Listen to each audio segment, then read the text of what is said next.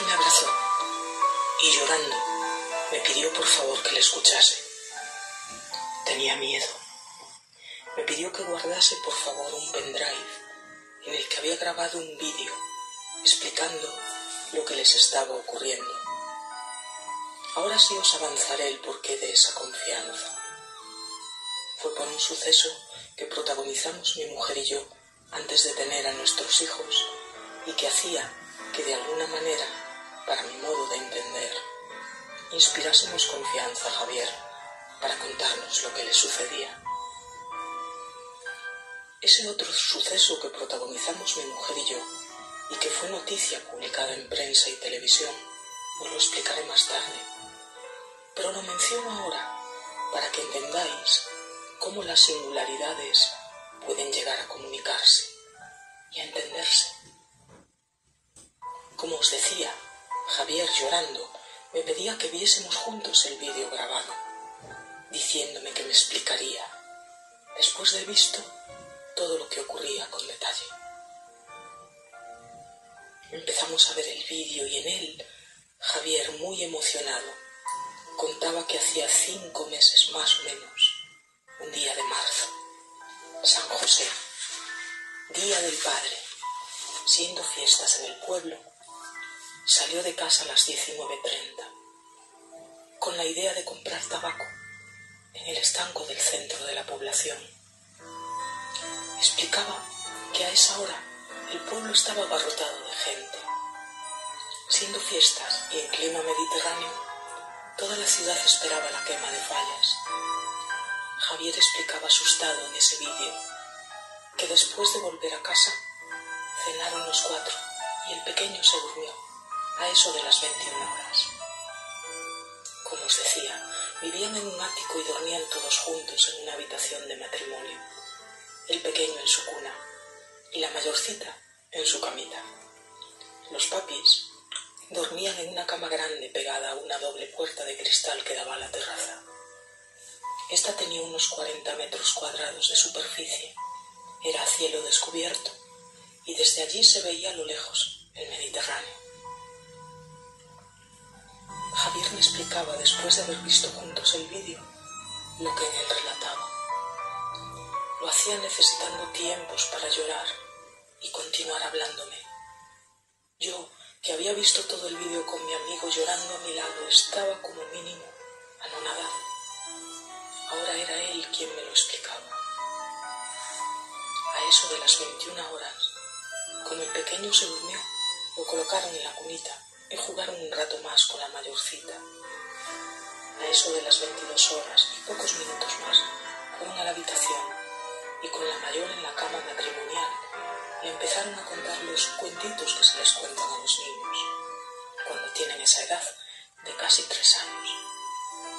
Tumbados los 3 en la cama y con la radio a muy bajo volumen, con el pequeño dormido, le contaban a la niña, como os digo, los cuentitos de cada día en esa mágica hora. Estaban muy lejos de imaginar lo que en los momentos sucesivos iba a suceder. La cama de matrimonio estaba en paralelo y apenas separada de la doble puerta de cristal que daba a la terraza. Javier me contó cómo en un momento dado empezaron a observar que en la larga distancia, vamos a decir, a considerable altura, se empezaron a mostrar cada vez más nítidamente unas luces que a modo de juego interactuaban entre sí, se desplazaban, se unían, se separaban y cómo luego pudieron comprobar, se comunicaban con ellos. Javier me contaba de manera que nunca he escuchado hablar a nadie, que inmediatamente tomaron conciencia de que debían intentar proteger a la niña para que no se percatase de lo que estaba aconteciendo. Ana y Javier se miraban con ojos de asombro y como su padre, con conciencia de proteger a la niña de sus propias emociones y reacciones. El suceso era de tal magnitud, de tal calibre, que no pudieron dejar de mirar. Les era imposible despegar la mirada de aquellos sucesos lejanos perfectamente visibles. Más adelante veremos lo que para mí Es lo más importante de este pasaje. Pero ahora os toca saber que 20 minutos después de estar observando como hipnotizados aquellos juegos de luces, Javier recibió un mensaje telepático. No con palabras. La telepatía superior no utiliza palabras. En ese mensaje, recibido por Javier, les invitaban a mirar a un punto concreto de su espacio visual, un punto muy alejado de donde se sucedían las luces. Javier tuvo tiempo de decirle a Ana que mirase aquel punto concreto que le señalaba. Lo hacía disimuladamente, tratando de que la niña no se diese cuenta de nada, pero a la vez de que Ana entendiera que acababa de recibir un mensaje telepático, indicándole que mirasen para aquel lugar concreto que Javier señalaba. 2 segundos más tarde, con los dos mirando al mismo punto indicado, empezaron a ver una nave extraterrestre. A una distancia de aproximadamente 2.500 metros y a una altura similar, podían apreciar que a muy baja velocidad, perdiendo altura, la nave se dirigía directamente hacia ellos. Tenía forma de triángulo. Según se acercaba, podían apreciar nítidamente detalles desconocidos de ese tipo de naves, que nunca habían sido hasta entonces observados por ningún habitante de la Tierra.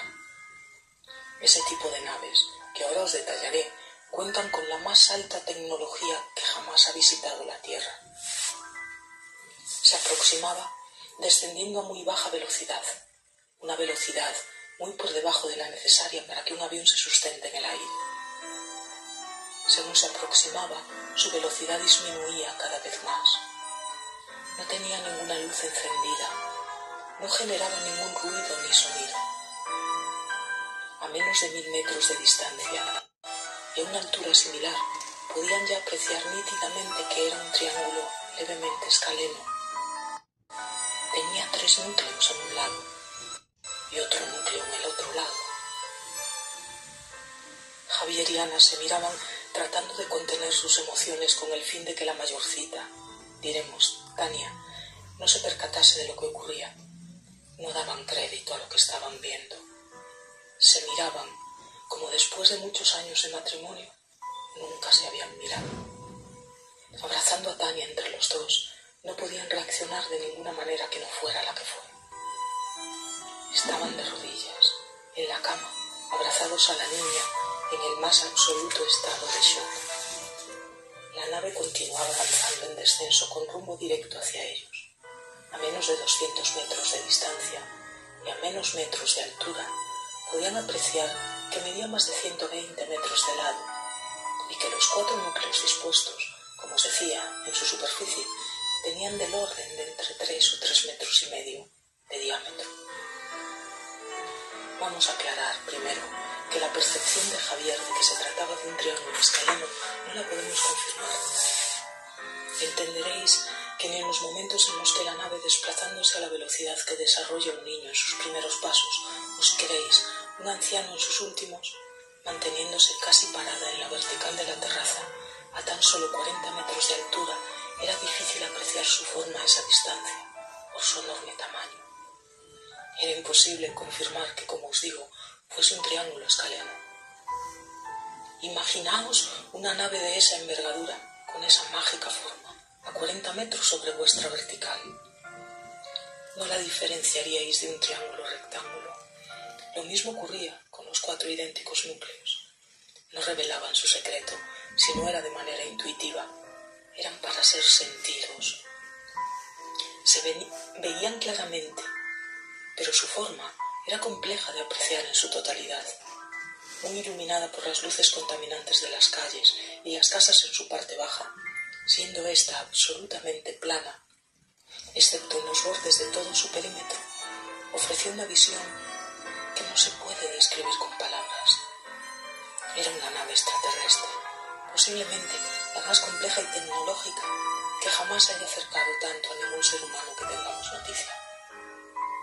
La mayoría de las veces que han ocurrido este tipo de visualizaciones han ocurrido cerca de, por ejemplo, centrales nucleares. Ana, asustada, reaccionó y se llevó a Tania hacia la cuna de Jordi. Javier, exclamando una palabrota, abrió la doble puerta de cristal y salió a la terraza. Permaneció por espacio de 5 o 6 minutos, observando atónito lo que tenía 40 metros en su vertical. La nave tenía toda su parte trasera invadiendo el cielo de una grandísima urbanización de lujo que tenían enfrente de la terraza. La parte delantera, su morro, había superado por mucho la vertical del extremo del edificio donde vivían Ana, Javier, Jordi y Tania. Javier permanecía inmóvil mirando la nave y pudo observar todo tipo de detalles que no son para relatar en este libro, serán en otro libro.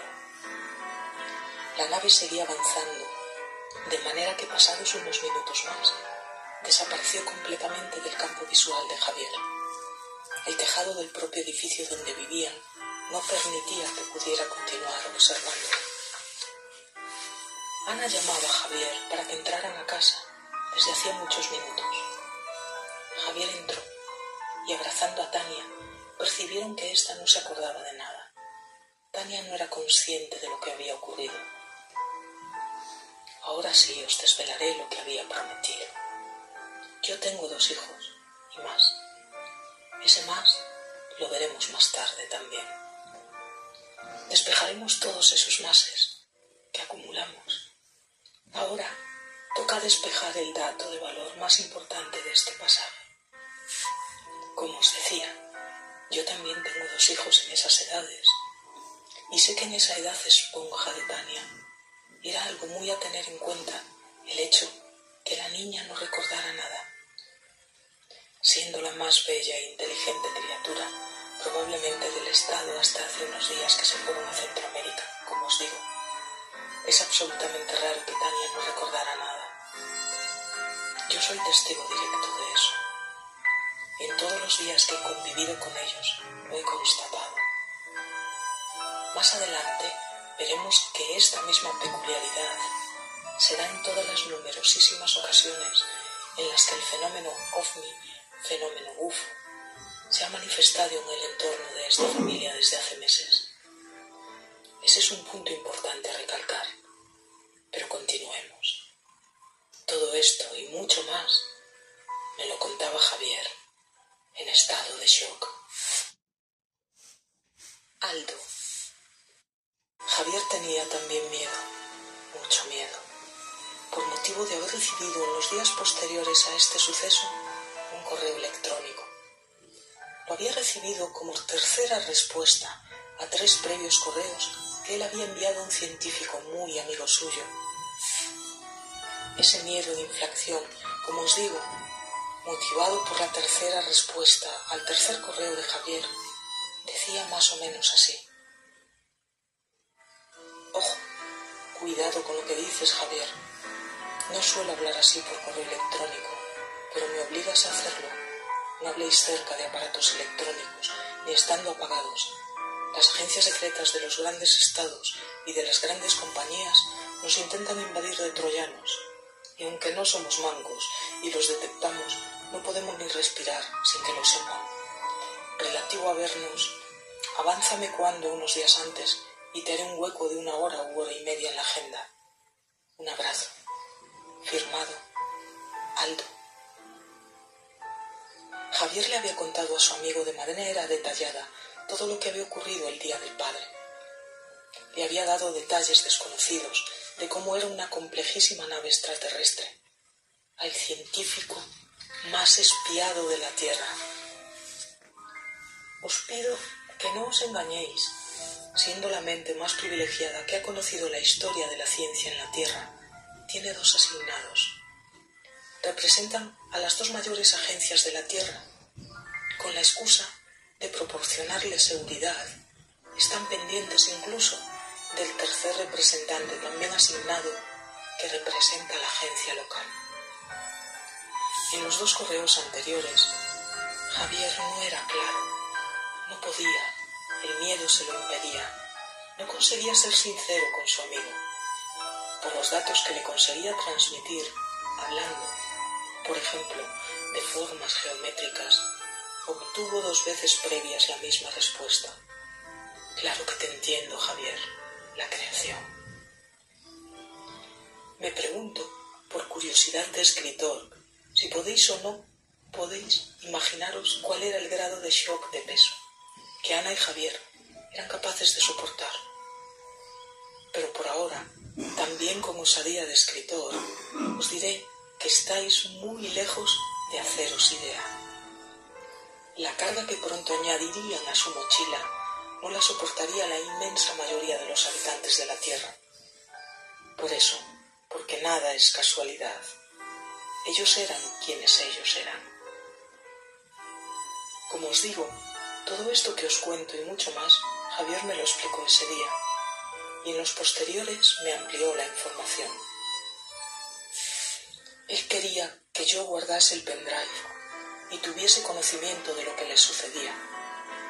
Por si algo les pudiese ocurrir, quería que yo supiese lo que me contaba. Javier sabía que yo escribía casi todos los días.